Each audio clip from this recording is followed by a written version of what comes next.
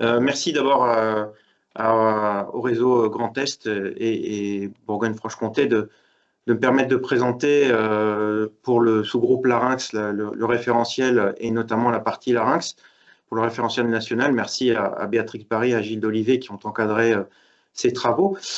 Donc, d'abord, en fait, l'objectif, c'était quoi? C'était d'avoir un socle commun national d'arbres décisionnels, finalement, pour être assez pratico-pratique dans les RCP d'ORL.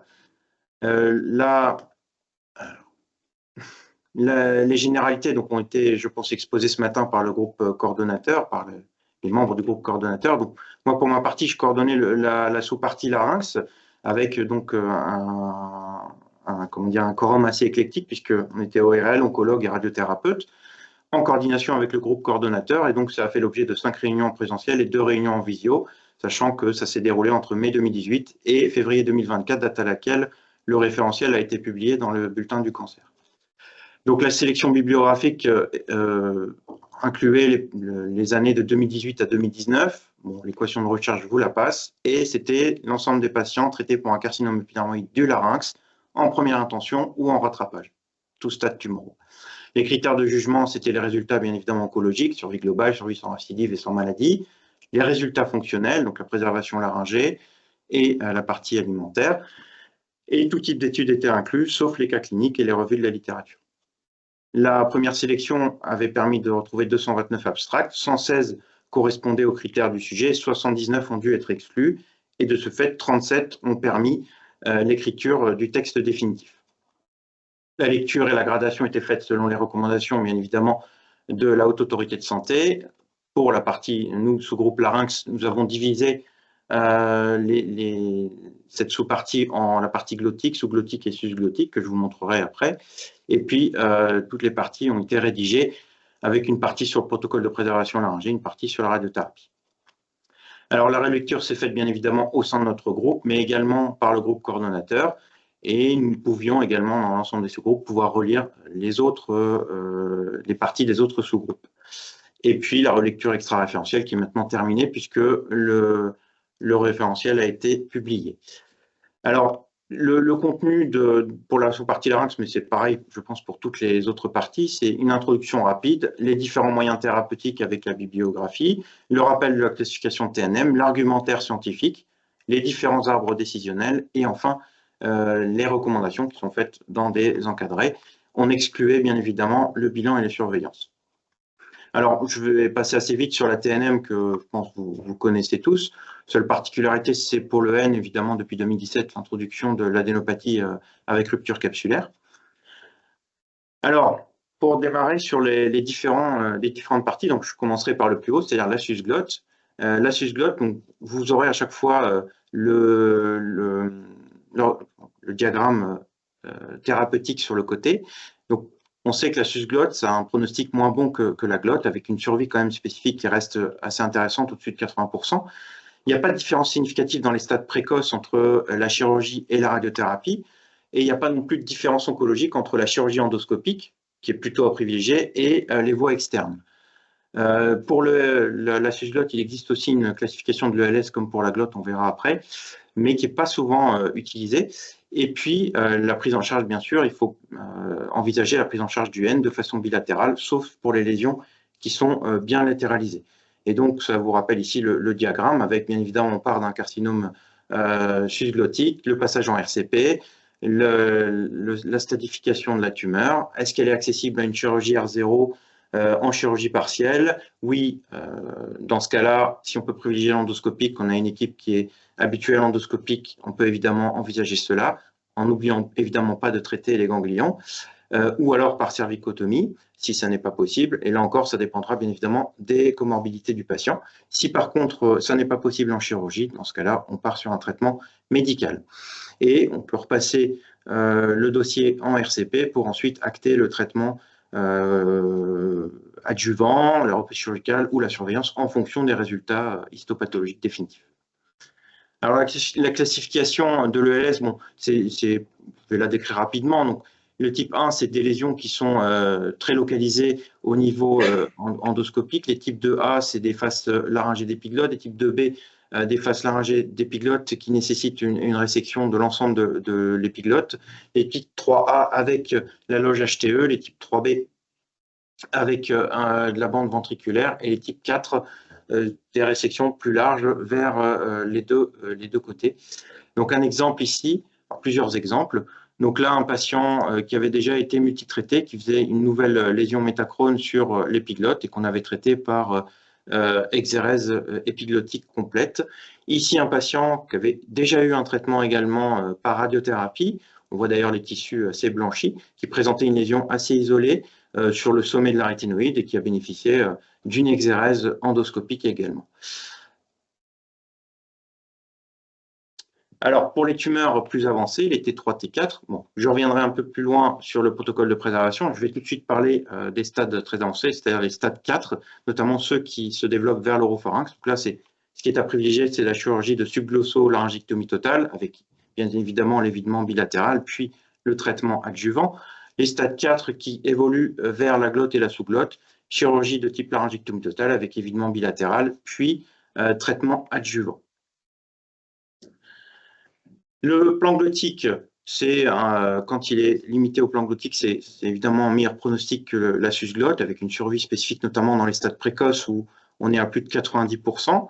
Alors, une particularité pour les tumeurs in situ, on privilégiera bien évidemment la chirurgie endoscopique et surtout d'insister auprès de ces patients pour le sevrage tabagique. Le contrôle local, que ce soit chirurgie endoscopique ou radiothérapie pour les T1A, il est identique et donc la décision entre les deux modalités se fera bien évidemment sous réserve de l'exposition, ça va de soi, mais également en discutant avec le patient, en voyant également sa profession, la nécessité qu'il conserve une qualité vocale qui sera bien évidemment quand même meilleure après radiothérapie qu'après chirurgie endoscopique. Pour les T1B, la radiothérapie semble quand même supérieure à la chirurgie, mais la problématique sur ces lésions est surtout l'atteinte éventuelle de la commissure antérieure. Et pour des chirurgies endoscopiques, le résultat vocal sera quand même moins bon que pour la radiothérapie. Donc, des lésions qui sont bilatérales, mais plutôt superficielles, et chez des patients exposables, on pourra envisager une chirurgie endoscopique. Des patients qui ne sont pas exposables, plutôt une chirurgie par voie externe, ou alors proposer une radiothérapie. Sachant que voilà, toutes les possibilités finalement sont ouvertes en fonction de l'exposition du patient, de la disponibilité de la chirurgie endoscopique et de l'avis bien évidemment du patient également. Pour les T2, la chirurgie endoscopique reste possible. Elle est en termes de survie identique à la radiothérapie. Et là encore, les T2 pourront également être traités par laryngectomie partielle par voie externe, notamment avec les laryngectomies partielles supracricoïdiennes. Ce sera également la discussion ouverte en RCP. Bon, pour le LS de la glotte, pardon, elle est bien connue, donc je ne vais pas y revenir plus que ça. Voilà par exemple deux exemples de chirurgie endoscopique. Une lésion bourgeonnante du tiers antérieur de corde vocale qu'on a traitée par cordectomie type 3. Ici, des lésions plutôt assez superficielles chez un patient qui n'avait pas d'intoxication tabagique, qu'on avait traité à l'époque par cordectomie type 5A, cordectomie bilatérale, avec plutôt un bon résultat, pas tellement sur la voie, mais plutôt sur bon résultat carcinologique. Ici, un exemple de lésion également plutôt ulcérée du tiers moyen de la corde vocale, qui avait été également prise en charge par voie endoscopique. Et enfin, dernier exemple ici, un patient avec un T2 de corde vocale qui lui avait été traité par chirurgie partielle, par voie externe, mais c'est vrai que c'était il y a déjà quelques années, possiblement ce patient-là aurait pu également être traité par radiothérapie. Alors le T3 dans les lésions glottiques, c'est comme le T3 susglottique, c'est privilégier plutôt le protocole de préservation, selon idéalement le schéma européen avec chimiothérapie néoadjuvante. Donc je vais détailler. Hein. Donc on part donc d'un patient qui n'a pas de contre-indication médicale au protocole de préservation, ni de contre-indication tumorale, c'est-à-dire pas d'envahissement massif de la loge iotyro-épiglottique, pas d'extension sous-glottique supérieure à 5 mm, évidemment pas d'atteinte cartilagineuse lytique, pas de fixation de la corde vocale et de la rétinoïde, et pas d'envahissement majeur vers la base de langue. Et le protocole européen, c'est chimiothérapie néoadjuvante, 2 cures de TPF, puis réévaluation scanographique et nasofibroscopique. Soit on a une régression significative, plus de 80%, on peut même se passer de la 3e cure et envisager d'emblée la radiothérapie. Soit c'est une régression intermédiaire, auquel cas envisager le 3e cycle, une nouvelle réévaluation. Et si on a de nouveau une régression significative, à ce moment-là, la radiothérapie. S'il n'y a pas de régression ou même une progression, dans ce cas-là, c'est le traitement standard, la laryngectomie totale avec évidement bilatéral, puis irradiation adjuvante. Alors, pour les T4, finalement, la situation est assez simple. La chirurgie par laryngectomie totale est d'emblée proposée. Pourquoi? Parce qu'il y a une meilleure survie globale, une meilleure survie spécifique versus un traitement conservateur par radiochimiothérapie. Ce n'est pas démontré pour les T3, c'est pour ça aussi que quand on a une lésion T3, il faut, quand c'est possible, proposer un protocole de préservation si bien évidemment le patient n'a pas de contre-indication médicale ou chirurgicale. Donc le bénéfice de la radiothérapie adjuvante est clairement démontré pour les T4, puisque vous voyez que s'il y a chirurgie radiothérapie, la survie globale est à 60 mois, radiochimio c'est moitié moins, et chimiothérapie néoadjuvante à peu près intermédiaire entre les deux autres options thérapeutiques. Voilà un exemple donc scanographique d'une lésion qui était une lésion de 3 étages avec envahissement sous-glottique. Et je vous montre ici l'endoscopie. Alors, comme souvent sur ces lésions qui sont essentiellement plutôt sous-muqueuses, on voit essentiellement un bombement sous-muqueux, mais une atteinte des 3 étages du larynx pour ce patient. Voilà, et avec une extension sous-glottique quasiment jusqu'au cricoïde. Alors la sous-glotte, c'est une localisation souvent rare isolément, et plutôt souvent associée aux 2 autres étages. Donc c'est 1 à 7% selon les études. C'est plus souvent des stades avancés, plus encore que la glotte ou la susglotte. L'infophilie est un peu différente avec une atteinte des aires prélaryngées et récurrentielles, parfois dans un quart des cas. Et là, clairement, les modalités combinées sont plutôt privilégiées dans les stades avancés, 3 et 4. En sachant que il est quand même assez rare de proposer, même dans les stades précoces, une modalité unique de traitement, sauf peut-être pour le T1 où on peut proposer une radiothérapie exclusive, parfois sur des lésions vraiment très limitées, peut-être envisager une chirurgie endoscopique, mais c'est très discutable. Pour les T2, on pourra d'emblée envisager un traitement par radio plus ou moins chimiothérapie. Alors pour ce qui est des récidives susglottiques et glottiques, la chirurgie, comme d'ailleurs pour toutes les autres récidives des autres localisations, reste supérieure au traitement médical. Malheureusement, la chirurgie est proposable dans moins d'un tiers des cas. Selon le traitement primaire, on pourra proposer les 3 modalités chirurgicales possibles, c'est-à-dire chirurgie endoscopique, chirurgie par voie externe conservatrice ou laryngectomie totale. Si le patient avait eu une modalité chirurgicale initialement, à ce moment-là, on peut proposer un rattrapage radiothérapique si, bien évidemment, la tumeur reste de stade précoce, en sachant que pour les stades avancés, la laryngectomie totale de rattrapage reste le traitement de référence dans la littérature, associé bien évidemment systématiquement à un lambeau de couverture type muscle grand pectoral, avec une survie spécifique qui n'est quand même pas négligeable et bien meilleure que dans les autres localisations en rattrapage. Alors voilà 2 exemples de chirurgie de rattrapage. Alors, pardon, un exemple, c'est ce patient qui présentait cette lésion fibrineuse. C'est un patient qui avait déjà eu une radiothérapie pour une lésion laryngée de corde vocale et qui était une lésion vraiment très limitée puisque en imagerie, on n'avait même pas de prise de contraste. C'était vraiment que cette lésion fibrineuse et donc on lui a proposé un traitement endoscopique. C'est un patient qu'on a opéré il y a maintenant 5 ans et qui est toujours en vie et qui n'a pas de récidive. Alors pour les récidives sous-glottiques, c'est là encore le traitement chirurgical qui reste la référence quand il est possible. Quand il n'est pas possible, ce sont les traitements médicaux, par chimio, voire chimio-immuno maintenant, en sachant que les premières lignes, c'est extrême, Tipex, plutôt Tipex, voire maintenant chimiothérapie et immunothérapie. En 2e ligne, nivolumab, et 3e ligne, etc., en fonction de l'évolution. Alors que faire finalement des aires ganglionnaires en situation de rattrapage? Ça dépend aussi beaucoup du traitement primaire et du résultat du TEP scanner, puisqu'on a un envahissement ganglionnaire occulte qui va de 0 à 30%. Donc c'est quand même très variable.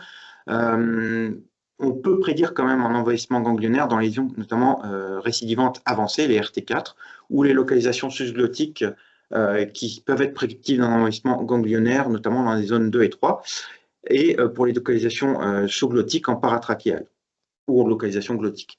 L'évidement, s'il est fait, il a été démontré qu'il n'y avait pas de bénéfice sur la survie globale ou la survie sans récidive. Par contre, on a clairement une augmentation des complications à type d'hématome et de fistule.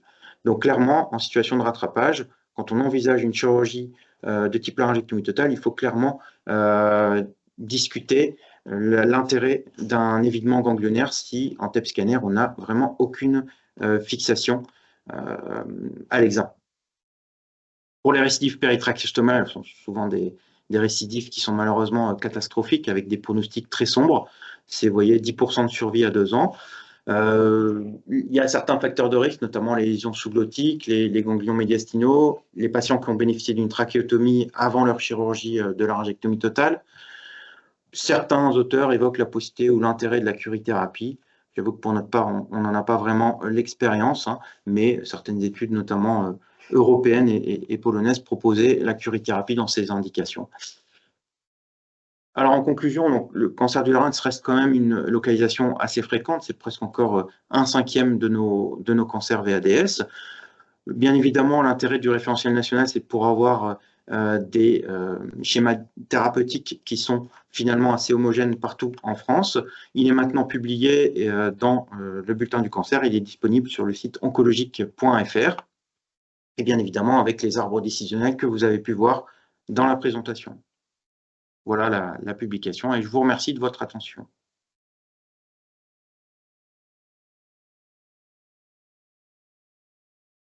Merci beaucoup pour cette belle présentation avec des images.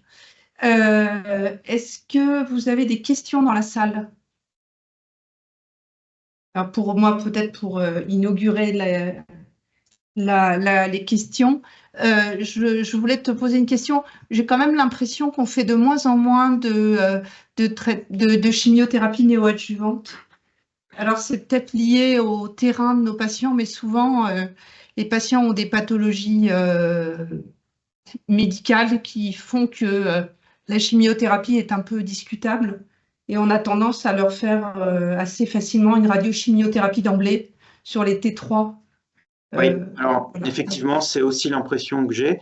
Alors, je ne suis pas certain que ce soit uniquement pour des raisons de comorbidité, parce que c'était déjà le cas avant. Moi, ce qui m'embête beaucoup avec la stratégie américaine de la radiochimiothérapie, c'est la toxicité à long terme. Parce que maintenant, on arrive quand même à guérir un certain nombre de nos malades, et donc le risque, c'est le métachrone. Le problème est que, ça a été démontré dans les études, c'est que la chimiothérapie néoadjuvante, ça n'ampute pas le pronostic du patient. Et la toxicité à long terme, elle est moindre que la radiochimiothérapie d'emblée. Donc moi, je trouve que c'est une stratégie qui est tout à fait intéressante parce que finalement, si vous voyez qu'il y a un patient qui ne répond pas, ben vous pouvez d'emblée, vous savez très bien que voilà, il ne répondra pas au traitement médical et il faut lui proposer la laryngectomie. Si vous avez un patient qui répond, ben là, de toute façon, si vous avez fait chimiothérapie néoadjuvante, vous savez que vous ferez radiothérapie.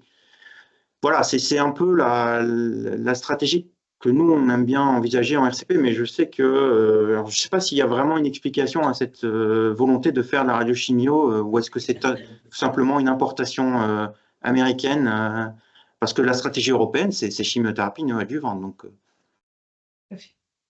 oui, ça reste l'idée. Après, on a bien vu qu'il s'est passé quelque chose sur les dernières années, parce qu'on a vu avec le protocole Salto-RL, qui avait démarré super bien, où c'était la question de la préservation laryngée des stratégies européennes ou américaines. Et on a tous eu au niveau national des problèmes de recrutement tout d'un coup. Ils ont même été obligés de réduire le nombre de patients. Et on en a discuté plusieurs fois au Vortex, mais m'expliquait pas très bien, mais c'était vraiment général. Ça concernait toute la France. Alors déjà, j'ai l'impression qu'on en a souvent des gens qui sont plus âgés. Et ils peuvent être assez en forme, mais de là, pour leur proposer un TPF, mais je pense que c'est un problème général. De toute façon, on pensera au général de la glissement de l'âge des patients. C'est vrai qu'ils sont souvent pas loin de 70 ans ou un peu plus, et que du coup, on hésite à faire un protocole de chimiothérapie néoadjuvante. C'est un des éléments, effectivement, d'explication.